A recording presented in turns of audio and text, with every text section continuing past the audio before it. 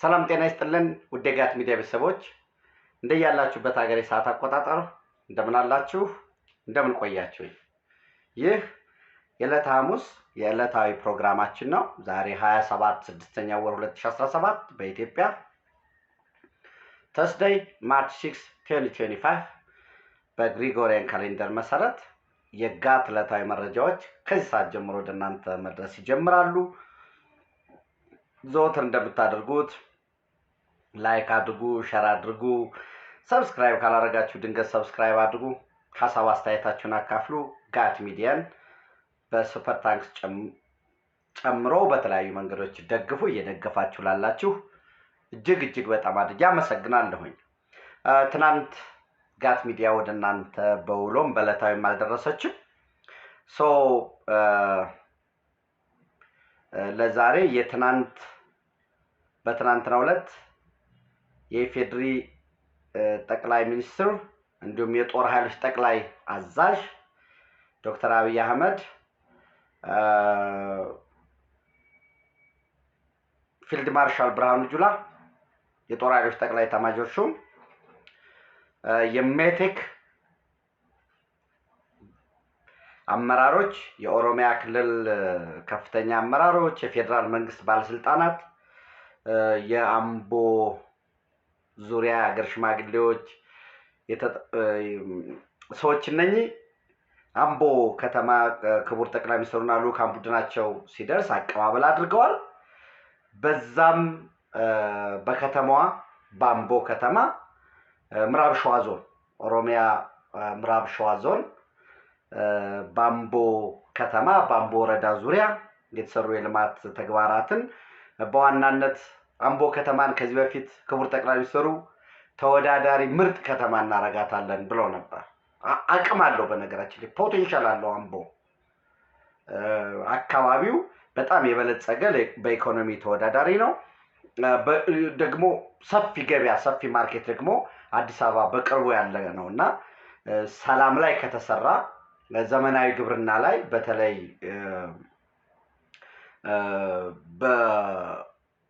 በእንስሳት ንግድ ላይ ማይኒንግ ላይ ሚነራልስ ላይ የአምቦ ሚነራልስ ወተርም አለ።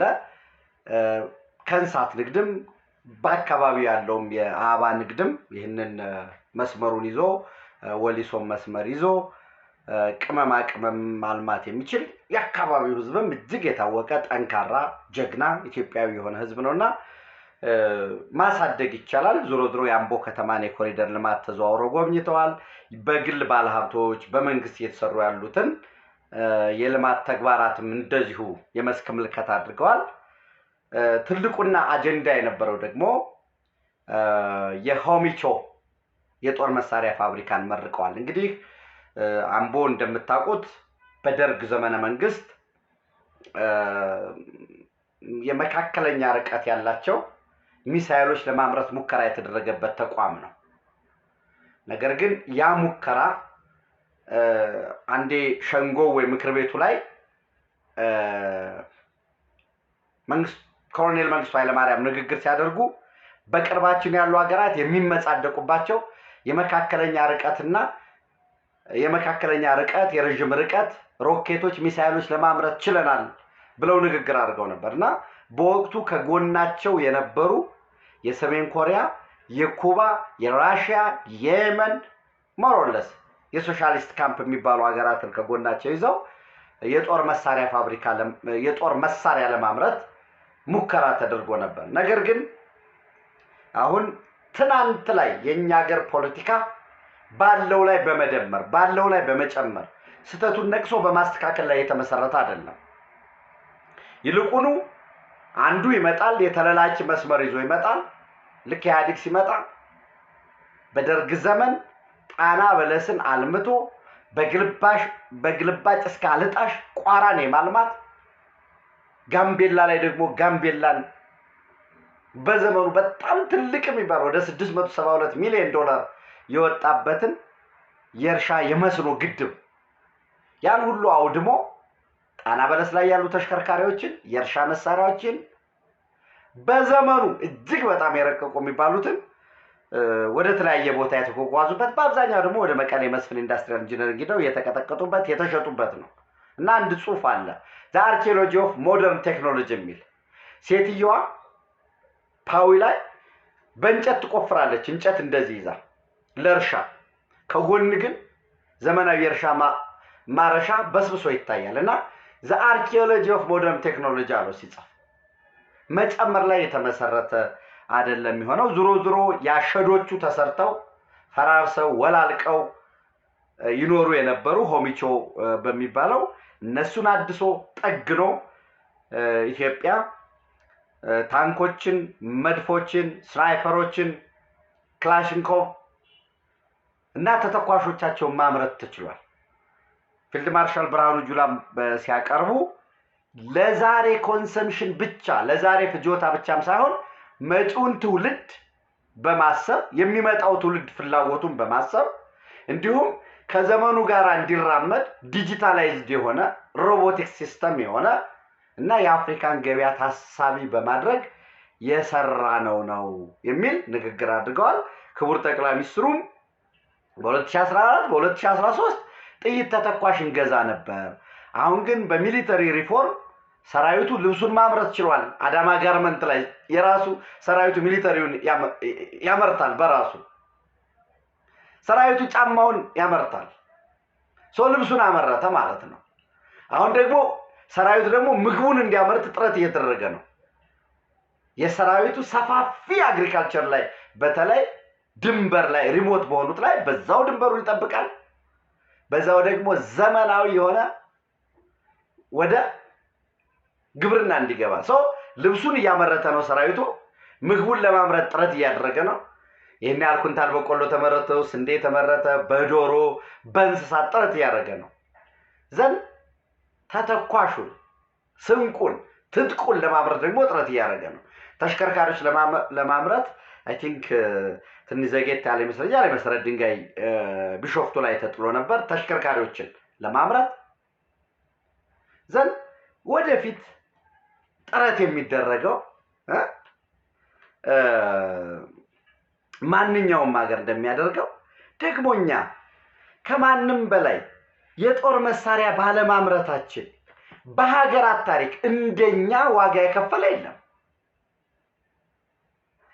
ኤኒዌይስ ክላሹን ካመረተ፣ ተተኳሹን ካመረተ፣ የሰራዊቱ ልብሱን ካመረተ፣ የስልጠና ማዕከላትን ደግሞ ዘመናዊ ስልጠና ማዕከላት ካለው ሰላምን አብዝተህ የምትፈልግ ከሆነ ለጦርነት ተዘጋጅ ይላሉ የጦርነት ጠበብቶች። ቁጭ ብለህ ይሄ ሊበራሊዝም አለ ፓሲፊዝም የሚሉት በቃ ሰላም ባንድ ወገን ፍላጎት ብቻ አይመጣም። እኔ ሰላም ስለፈለኩኝ በእኔ ፍላጎት ብቻ ሰላም አይመጣም እንጂ እኮ ኢህአዴግ እኮ እንደመጣኛ ከዚህ በኋላ የምንፈልገው ታንኮች መድፎችን አይደለም ሞፈር ቀንበር ነው የምፈልገው አለ። ሻዕቢያ ወረረው። ተዘጋጅተህ በኢኮኖሚው ልክ ከኢኮኖሚው በላይ ሚሊተሪው የሚወስድ ከሆነ ያ ኢኮኖሚውን ያቀጭጨዋል። ከኢኮኖሚው በታች ደግሞ ሚሊተሪው ከኢኮኖሚ በታች ወይም ኢኮኖሚው በሚያመነጨው ፕሮፖርሽናሊ ሚሊተሪው ካላደገ ተመልሶ ኢኮኖሚው ይወድቃል። ጦርነት ቢከፈትበት ጦርነቱ ከውጭ ሊሆን ይችላል በወረራ መልክ ወይም ጠላት ከውስጥ አደራጅቶ በተለያየ ሰበብ አደራጅቶ ጦርነት ሊያስነሳ ይችላል። ለዛውም ኢትዮጵያ በአባይና በቀይ ባህር መካከል ዕጣ ፈንታዋ የተወሰነ ሀገር ሆነ 50-60 ሆኖ የሰፈር ወንበዴ የሰፈር ቦዘኔ ቢደራጅ ክላሽና ቦምብ ጥይት ሊገዛለት የሚችል ጠላት ያላት ሀገር ያንን ባጭር ወጪ ባጭር ጊዜ ለመመከት ሁል ጊዜ ሰላምን የምንፈልግ ከሆነ አብዝተን ለጦርነት መዘጋጀት አለብን። ይሄ ክላሲክ ነው። የክላሲክ ከጥንት ጀምሮ የሚሰራበት ነው። የአሜሪካን እዩት። የ2025 ግዙፍ ኢኮኖሚ ነው ያለው። ግዙፍ ሚሊተሪ ኤክስፔንዲቸር ነው ያለው። የአውሮፓ ህብረት ሀገራት በዛ በግዙፉ የአሜሪካ ሚሊተሪ ኤክስፔንዲቸር ላይ ተጠለው ነበር የሚኖሩት። ራሳቸውን ቻሉ ሲባል በጀታቸውን የሚሊተሪ በጀት ለመጨመር እያደረጉ ያሉትን ጥረት እዩ። እንግሊዝ የውጭ እርዳታ የምሰጠውን የሁማኒታሪያን አሲስተንስ ኤድ ቀንሻለሁ፣ ቆርጫለሁ፣ ለሚሊተሪ በጀት ግን ከፍተኛ መድብ ያለው። ኦኬ፣ ሴትዮዋ ሪዛይን አረገች። ወል ሌላ ጉዳይ ነው። ቻይና ዛሬ በከፍተኛ ደረጃ እያዘመነ ነው። 6 ጄኔሬሽን ዋርፌር የሚባለው 6ኛ ትውልድ ኤርፎርስ እየገነባ ነው። ኔቪውን እያዘመነ ነው። ከተለመደው የእግረኛ ሰራዊት ከኮምባት ከምንለው ከእግረኛ ሰራዊት ወጥቶ ወደ ሜካናይዝድ፣ ወደ ባህር ኃይል፣ ወደ ሳይበር ቴክኖሎጂ እየሄደ ነው። ተመሳሳይ ኢራን ጥርሱን ነክሶ የጦር መሳሪያ ያመርታል። እስራኤል እንደ ሀገር ጸንቶ የቆመ በዛ ዙሪያ ላይ ከፍተኛ የሆነ የሚሊተሪ ኤክስፔንዲቸር ስላለው ነው። በምርምር የደረሱባቸውን እስራኤሎች አንዳንዶቹ በምርምር ይደርሱባቸዋል። በጀት ስለሚያጥራቸው ግን ለአሜሪካ አሳልፈው በፓተንት ሰጧቸዋል። ከሚመረተው ምርት እነሱ ሊወስዱ። አይረንዶም ለምሳሌ አንዱ ማሳያ ነው። ያ ሲደረግ ግን ለእርስ በርስ ጦርነት ነው። መሳሪያ ቻይና ሁሉ ኤክስፔንዲቸር ለእርስ በርስ ጦርነት ነው። ህንድ ያን የሚያደርገው፣ እንግሊዝ ያን ያህል ሚሊተሪ በጀቱን የሚጨምረው፣ ምርምር የሚደረገው በዓለም ላይ ትልቁ የምርምር የሚደረገው እኮ ኤክስፔንዲቸር እኮ ለሚሊተሪ ነው። ኤክስፔንዲቸሩ ጠንካራ ወታደር ያለው ሀገር፣ ጠንካራ ሚሊተሪ ያለው ሀገር ድሃ አይደለም። እንውሰድ ሰሜን ኮሪያ ለምሳሌ። ፕሮፓጋንዳ ሳይኮሎጂካል ዋርፌሩ የሚነግረን ቢቢሲ የሚነግረን ወይ ሲኤንኤን የሚነግረን ኤንቢሲ የሚነግረን አንዳንድ አሳ እንደሚታደሉ አንዳንድ ጣሳ ሩዝ እንደሚታደሉ ነው። እዛት ታዲያ ያ የሚነገረን እኛ እንገልብጠው መልሰን 1.8 ቢሊዮን ዶላር 1 ትሪሊዮን ዶላር ደግሞ ስናቻ ያደርጋሉ። በተለያየ መንገድ የጦር መሳሪያ ይሸጣሉ።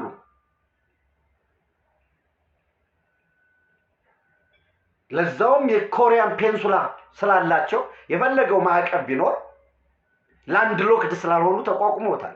ኢራን ላንድ ሎክድ ስላልሆነ ነው በዚህም በዚያ ምጥፍጥፍ እያለ አይታቸዋል። ነዳጅ እኮ ውስጥ ለውስጥም በምንም እያደረጉ እየተወራወሩ ነዳጅ ይሸጣሉ እኮ። ወደ ፓኪስታን አሳልፈው ወደ አፍጋኒስታን ይሸጣሉ። ራሽያ ላንድ ሎክድ አይደለም። በዓለም ላይ ይህን ሁሉ የአውሮፓ ህብረት፣ የአውሮፓ አባል ሀገራት አሜሪካ የከፈቱበትን ይህን ሁሉ ጦርነት ተቋቁሞ የወጣው ሚሊተሪው ላይ ጠንካራ ስለሆነ ነው።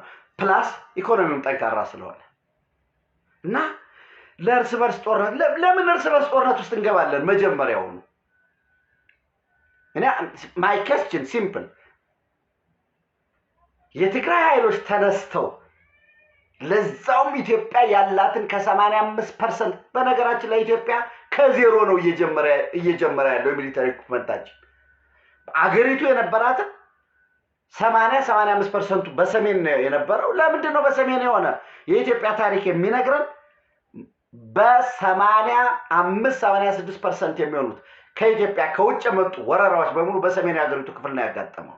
ጎንደር፣ ጉራ በሉት፣ የደርቡሽ ማህዲስቶች በሉ ሰዱሱን የሰናፈ የሚባለው ራስ አሉላ አባ ነጋ የጣሊያንን መስፋፋት ሲመታው ለምን ትመታቸዋለህ በሚል ራስ አሉላ አባ ነጋን እኮ አፄ ዮሐንስ አንስተው እዚህ ጎጃም ውስጥ አገው ምድር ግምጃ ቤት እኮ ሾመዋቸው ነበር። ያ የማህዲስቶቹን ሰዱ በኋላ ራሳቸው ንጉሱም የሞቱበትን የጣሊያን መስፋፋት እስከ መቀሌ፣ ከዛ ከመቀሌ በኋላ አድዋ የተመከተውን ሰዱ። የግብጾቹን እና ዋር ኮሌጅ አለን የኢትዮጵያ ዋር ኮሌጅ አለ እኔ ኢትዮጵያ ላይ የዋር ሪሰርች ሴንተር ያስፈልጋል የጦር ምርምር ለምንድን ነው ጦርነቶች የተነሱት ምን ይመስል ነበር የሰው ኃይል አስተላለፉ በዛ ጦርነት ሳይኮሎጂካል ዋርፌሩ እንዴት ነበር የሚቀሰቀሰው ለምሳሌ አሁን ዛሬ ራሱን ፋኖ ብሎ ያደራጀው ኃይል እንዴት ነው ህዝቡን የሚቀሰቅሰው ሃይማኖት ሊወራ ነው ወዘተርፈ እየተባለ ነው ሶ ምንድን ነበር ሳይኮሎጂካል ዋርፌሩ የሚልና በአጠቃላይ ኢትዮጵያ በሰሜኑ ሀገራችን ክፍል ነው የጦርነት ተጋላጭነታችን እንግዲህ ምናልባት በደቡብ ኢትዮጵያ በኩል ያለው ወረራ ከተባለ የዚያድ ባሬ ወረራ ቀደም ብሎ ደግሞ የወልወል ግጭት የወልወል ጦርነት የኛ ነው በሚል ለመስፋፋት በዚህ በቦረና በኩል ይደረግ የነበረው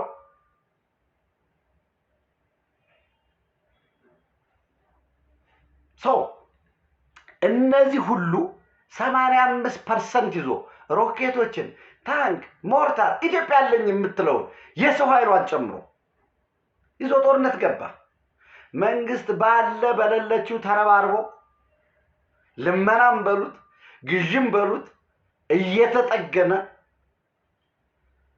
ያተሸነፈ ያ መሳሪያው በሚወድመው ወደመ ድሮኑ ምኑም ስለነበረ ሰው አዳዲስ መግዛት አለብን ገዝተን ደግሞ አንችለው አዳዲስ ማምረት አለብን እና ይመጣል አንዳንዱ ለምሳሌ ሱዳን ድንበራችንን ይዟል ይላል ወል ደቡብ ሱዳን ወሮናል ይላል ደቡብ ሱዳን ወሮ ነበር ወጥቷል ለቋል በዚሁ አጋጣሚ ዘን ኤርትራ ወሮናል ድንበራችንን ይዟል ባድሜን ምናምን ዘተረፈ ይላል እናሱ አባ የበተንክ ነው የሚለቅልህ ልቀቅልኝ እባክህ ብለህ በደብዳቤ ነው ከዛ ባለፈ ስንዴ ሲመረት ኢትዮጵያ በስንዴ ሰብል ራሷን ችላለች የኢትዮጵያ መንግስት በዝቅተኛ በአመት ከ$600 ሚሊዮን እስከ $1.1 ቢሊዮን ድረስ ለስንዴ ምርት ግዥ ያዋጣ ነበር እሱን አስቁመናል ስንዴ ግን አዎ ተገዝቶ ይገባል USAID ገዝቶ ያስገባ ነበር ወይም ሌሎች ደግሞ የረድኤት ድርጅቶች የኛን ግዙ ልትላችልም ደግሞ እኮ አንብብ ያለው የሚለው ደግሞ ስተሽታይቷላችሁ ሎርድስ ኦፍ ፖቨርቲ ብታነቡት እንዴት አይነት ሰንሰለት እንዳለው ከስንዴ አምራቹ እስከ ማጓጓዣው ድረስ የሚያጓጉዘው ሎጂስቲክሱ ከዛ ከሎጂስቲክሱ ደግሞ መጋዘኑ ድረስ ያለውን ትስስር ደግሞ የኢትዮጵያ መንግስት እኔን ግዙኝ ሁለት አምርቻለሁኝ ማለት ምንድነው ተመረተ ማለት ስንዴ ኢትዮጵያ ሙሉ ለሙሉ ከውጭ በመንግስት ደረጃ የሚገባው ቁሟል ኢትዮጵያ በስንዴ ምርት ራሷን ችላለች ማለት at household level በቤት ደረጃ በግለሰብ ደረጃ ወይ እንግዲህ household level for security በሚባለው ደረጃ ራሳችንን ችለናል ማለት አይደለም ይቀራል በጣም ብዙ ድህነት አለ በጣም የከፋ ድህነት አለ ከድህነት እየወጣ ያለ እየተሸጋገረ ያለ ማህበረሰብ አለ መካከለኛ ገቢ ያለው አለ ከዛ በላይ ያለው እንኳን በዓለም አቀፍ ደረጃ ብናያወል ሀብታሞችም አሉ ትልቁ ነገር እርዳታ ወይም ተረጅነት ደግሞ ኢትዮጵያ ውስጥ የለም ማለት አይደለም አሁን ለምሳሌ ብዙ ጊዜ ኢትዮጵያ ውስጥ የስጋ annual consumption level ስጋ ወደ 5.5 አካባቢ ዳታውን ከተሳትኩ ሶሪ ቼክ አድርጉት አንድ ሰው በአመት ወደ 5.5 ኪሎ ግራም ስጋ ይበላል የሚል ዳታዎች አሉ ያ ማለት ምንም ፍጹም ስጋ በአመት አይቶ ማያቅ ይኖራል በየቀኑ ደግሞ ስጋ የሚበላል ይኖራል አንዳንዱ ምናልባት 200 ኪሎ ግራም ሊሆን ይችላል በየቀኑ ወይ 300 ኪሎ ግራም ሊሆን ይችላል ፍጹም ደግሞ ስጋ የማያገኛል በአመት 2 ወይ 3 የሚያገኝ ይኖራል አጠቃላይ ናሽናል ፕሮዳክቱን ይሄንን ስናይ በስንዴ ደረጃ ራሳችንን ችለናል ተረጂዎች የሉም ወይ? በሀገር ውስጥ ደረጃ የተፈናቀሉ ረፊውጅ ከውጭ የመጡ እነዚህ ሁሉ የድሃ በሴፍትኔት በምግብ የሚደጎም የለም ወይ? አለ። ዞሮ ዞሮ ስንዴ ተመረተ፣ ራሳችንን ቻል ጩኸት። የቱሪዝም ዘርፉ አንዱ የኢኮኖሚ ፒለር ነው። እሱን የቱሪስቶችን ቆይታ ለማሳደግ አዳዲስ የቱሪስት መዳረሻዎችን ለማልማት ሀላላ ኬላ ተሰራ፣ ጎርጎራ ተሰራ፣ ቬኑና ጅግጅጋ ላይ፣ አፋር ላይ፣ ደቡብ ምዕራብ ኢትዮጵያ እነዚህ እየተሰሩ ነው። ልቅሶ ኢትዮጵያ በቡና ምርት ቀዳሚ ሆናለች። እሱን የበለጠ ደግሞ አጠናክረን ከቬንዙዌላ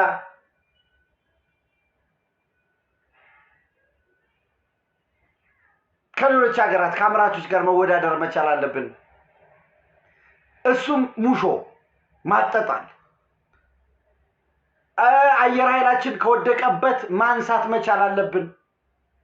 ሉዓላዊነታችን ዛሬ ደግሞ የጦርነት ደረጃው ደግሞ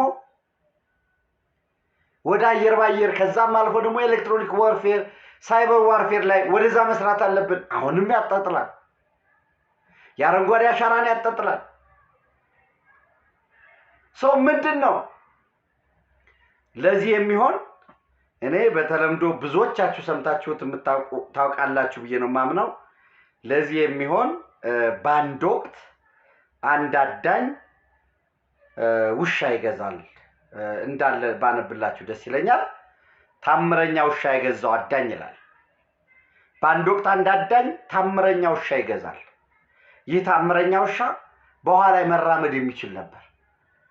ይህ አይነቱን ታምረኛ ውሻ ሀብቱ ያደረገው አዳኝ ለሁለት ጓደኞቹ የሚያሳይበት መንገድ አሰላሰለ።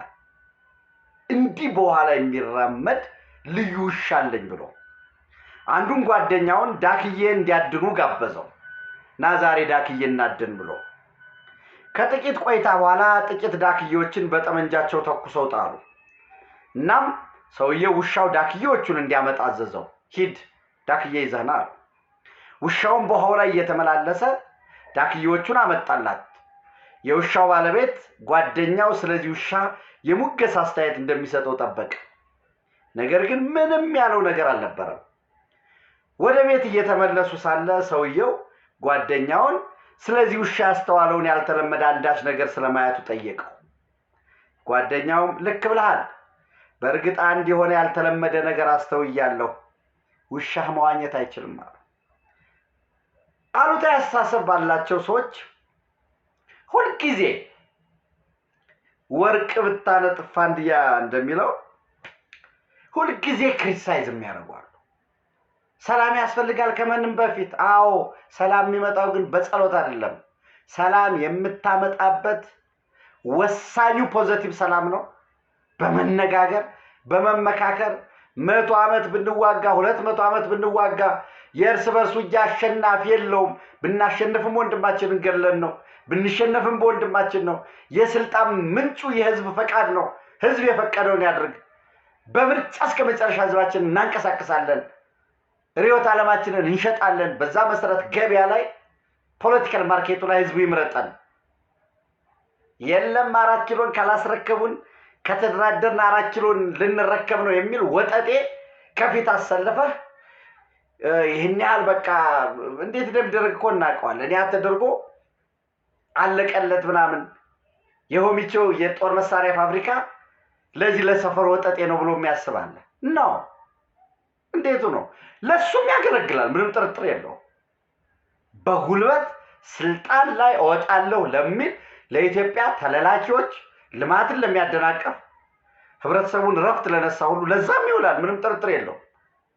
ዓላማው ግን ግቡ ግን ታሳቢ የሚደረገው ግን እሱ አይደለም። እና በዚህ ረገድ የምታውቁት ነው።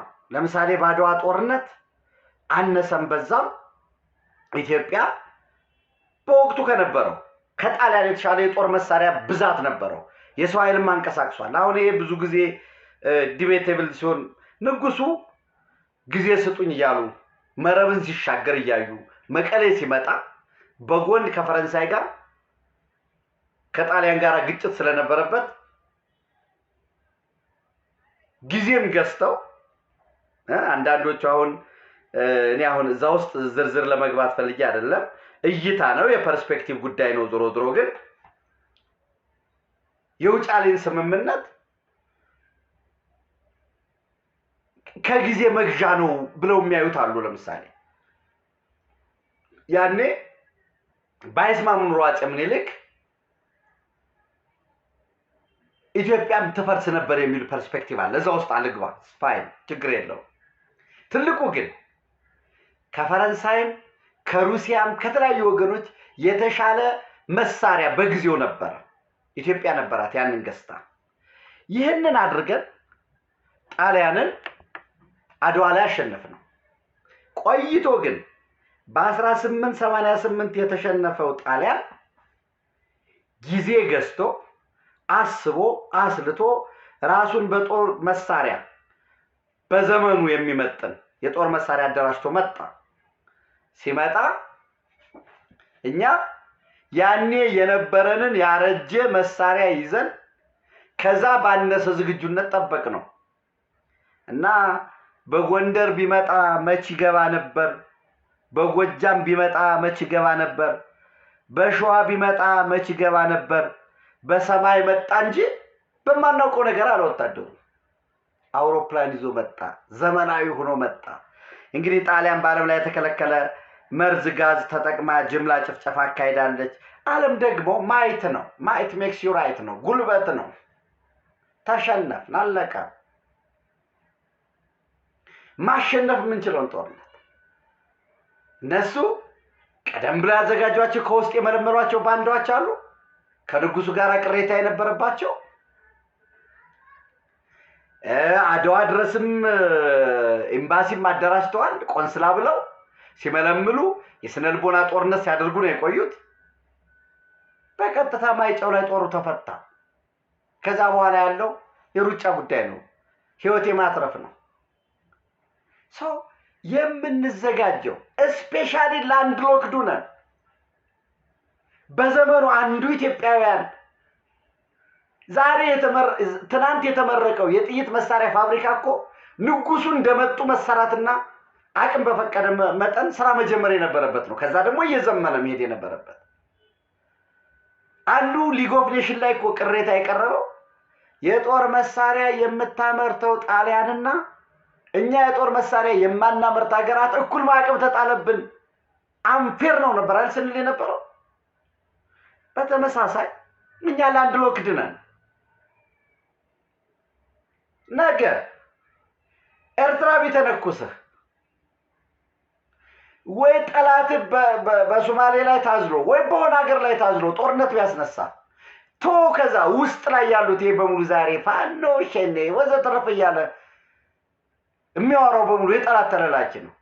ከሻዕቢያ ጋር ሆነን ይልሃል፣ ከኤርትራ ህዝብ ጋር ሆነን፣ ከሶማሊያ ጋር ሆነን የኢትዮጵያ ናሽናል ኢንተረስት ተነስቶ ይሄ ከተባለ ከዛ ጋር ነን ከጎን ነን የሚል ነው። መነሻው ዝርፊያ መዳረሻው ዝርፊያ የሆነ ኃይል ማለት ነው። እሱን ተጠቅመው ላተራምስ ቢሉህ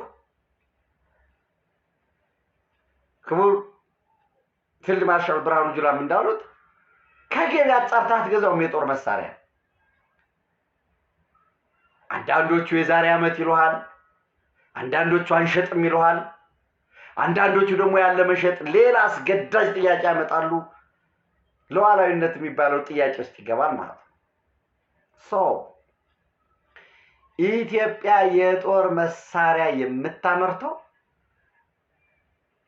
አንድ ለሰራዊቱ ልብሱን፣ ትጥቁን፣ ስንቁን ራሱን እንዲችል፣ ሁለት ያለነው በቀይ ባህር ቀጠና ነው።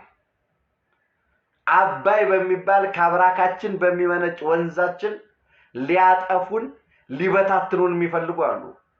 የውስጥ ጠላቶችና የውስጥ ቅጥረኞች የተቀጠሩ መርሰነሪ የሆኑ እዚህ ሀገር ኢትዮጵያ ውስጥ ባንዳ በየዘመኑ ነግሶ ተደብቆ ነው የኖረው። አሁን በዚህ ዘመን ግን ባንዳው ባንዳ ነው ተብሎ አንገቱ እንዲደፋ መደረግ አለበት። ኤኒዌይስ ሰው ዓላማው ይሄ ነው።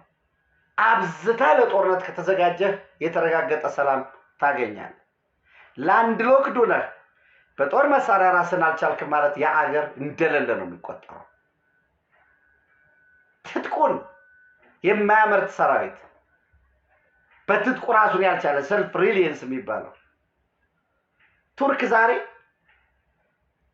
እጅግ ተፈሪ እጅግ ውጤታማ እየሆነ ያለ ሀገር የሆነው ተወዳዳሪና ዘመናዊ የጦር መሳሪያ በዋናነት ደግሞ እነዚህ ዩኤቪ ባይራክታር ድሮኖችን አምርቶ ነው። አሁን በኤሮስፔስ ኢንጂነሪንግ እየተራቀቁ ነው። ሶማሊያ ላይ ከፍተኛ የሆነ የሚሳኤል ማስወንጨፊያ እየሰሩ ነው። ኢንዲያን ኦሽንን ቫስት በሆነው በሺህ ኪሎ ሜትር ያለምንም ስጋት ለመተኮስና ታርጌቱን ይመታል አይመታም የሚለውን ምርምር ለማድረግ ኢመርጂንግ የሆኑ ሀገራት ጠንካራ ሚሊተሪ ሲኖርህ መልሶ ውትድርና ለሰነፎች ለጅሎች ካልሆነ በቀር ውትድርና ሳይንስም ጥበብም ያለበት ከፍተኛ የምርምር የስርጸት ማዕከል ነው። ኢንተርኔቱ፣ ሬዲዮ፣ ስልኩ፣ ሁሉ ነገር በሙሉ ምርምሮች ምንጫቸው ሚሊተሪ ነው። ፕሮጀክት የሚባለው ፕሮጀክት ማኔጅመንት በሉት ኪው የሚባለው ኤኒ ሲሙሌሽን እነዚህ ኦፕሬሽን ሪሰርቾች በኋላ ላይ ሊኒየር ፕሮግራሚንግ ትራንስፖርቴሽን ሞዴል እየተባለ በሙሉ የመጣው እና ጠንካራ ሰራዊት አለ ማለት ጠንካራ ሳይንስ አለ፣ ጠንካራ ምርምር፣ ጠንካራ ሊደርሺፕ አለ። ወደፊት የኢትዮጵያ መከላከያ ሰራዊት ሜቴክ ቢያንስ የመኪና መለዋወጫዎችን ማምረት ይችላል። ያንን እያመረተ የራሱን መጀመሪያ የራሱን ይሸፍናል። ቀጥሎ ደግሞ ለኢኮኖሚ ወደ ቢዝነሱ ይሄዳል። እዛ ሲሰሩ የነበሩ ሰዎች ደግሞ በጦራታ የሚሆን በምንም ሲገለሉ ሲወጡ ልክ 1945 ከሁለተኛ የዓለም ጦርነት መጠናቀቅ በኋላ በሚሊተሪ በአሜሪካ ሚሊተሪ ውስጥ የነበሩ ሰዎች ወጥተው ለቀው በፕራይቬት ሴክተሩ ገብተው ቢዝነሱን ቡም እንዳደረጉት በሳይንስ የተደገፈ ቢዝነስ እንደሰሩት ኢትዮጵያ ውስጥ የሚጠበቀው ይሄ ነውና ኢትዮጵያ ሚሳኤል ማምረት መቻል አለበት፣ ሮኬት ማምረት መቻል አለበት፣ ድሮን ማምረት መቻል አለበት።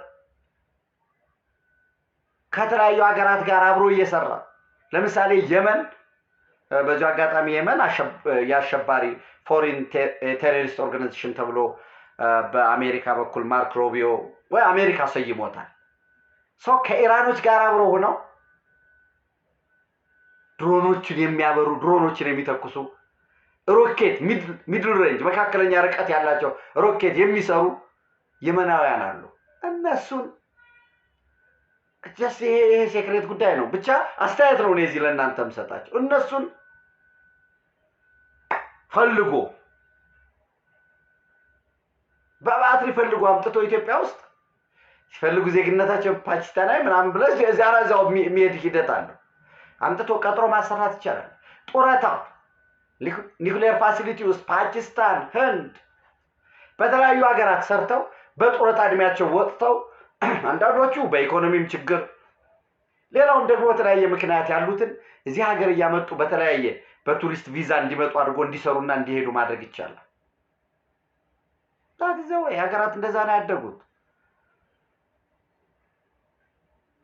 ጠንካራ ሚሊተሪ ይኖረን፣ ሮኬት ያስፈልገናል፣ ራዳሮች መስራት መቻል አለበት። የመከላከያ ተሽከርካሪዎችን ማምረት ካልቻልን እንኳን መጠገን መቻል አለበት። አቅም መገንባት አለበት። ነገር ግን እንዳልኳችሁ ሁልጊዜ አቃቂር የሚያወጣ ፔሲሚስት ጨለምተኛ አለ። ያ ጨለምተኛ አንዳንዱ በሙሾ በልቅሶ በዋይታ መንግስት የሚፈርስ የሚመስለው ነው። ሁለተኛው ደግሞ ባንዳ ነው፣ ቅጥረኛ ነው። መጮህ መቻል አለበት፣ ስራው ነው። ይህንን መውሰድ መቻል አለብን እና የጦር መሳሪያ ማምረት ከነበረብን ዘግይተናል። ሾርት ሚሞሪ ስለሆነ ነው። የጦር መሳሪያ የሚያመርተው ጣሊያንና የጦር መሳሪያ የማታመርተው ኢትዮጵያ፣ ለዛውም የቀይ ባህር መተላለፊያዋ የተዘጋባት ኢትዮጵያ እኩል ነው ማዕቀብ የተጣለብን። ነገ ኤርትራና ኢትዮጵያ ማዕቀብ ቢጣልብን በተመሳሳይ ኤርትራ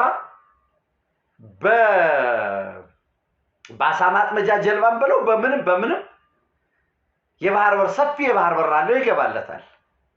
እኛ ግን በየት ነው የምናመጣ? ጅቡቲ ላይ የጦር መሳሪያ ማዕቀብ ተጥሏል እንዳያልፍ ይላል። ኬንያ በተመሳሳይ ያን ይላል። ሱዳን እሱን ይላል። ታዲያ በየት ነው የምናመጣው? እኛ እጃችንን አጣጥፈን ቁጭ ነው እና መስፋፋት በደንብ አለበት። ቦምቦች ማምረት መቻል አለብን። ማሻሻል ቢያንስ ባናመርት እንኳን አዲስ ነገር ባናመርት እንደገና ሪኢንጂነሪንግ ሰርተን በመልሰት የተገዙትን እየበተን መልሰን የሚሻሻልበትን ቢያንስ 100 የምንገዛ ከሆነ ከውጭ ሞተር ገዝተን ሌላውን ቦዲውን መስራትኛ ይጠበቅብናል። እና ይሄ ሁሉንም ማጠጣን የትም አያደርስም። በጩኸት የትም አልተደረሰም ለማለት ነው።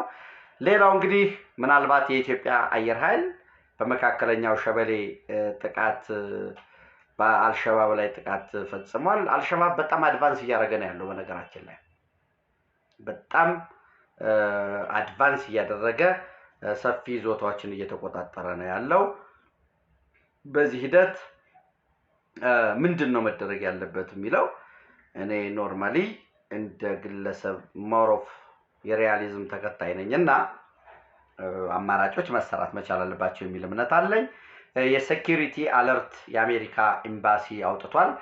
በነገራችን ላይ አደናዴን ኤርፖርት የአሜሪካ ኤምባሲ በኬንያ ናይሮቢ ያለው የአሜሪካ ኤምባሲ ኦፊሻሎች እንዳይጠቀሙትም እንዲሁ ኤምባሲው አውጥቷል። የኳታርና የቱርክ አየር መንገዶች ወደ ሶማሊያ አደናዴ የሚያደርጉትን በረራ አቋርጠዋል። የኢትዮጵያ አየር መንገድ እስካሁን ምንም መረጃ የለኝም። ከዛ ባለፈ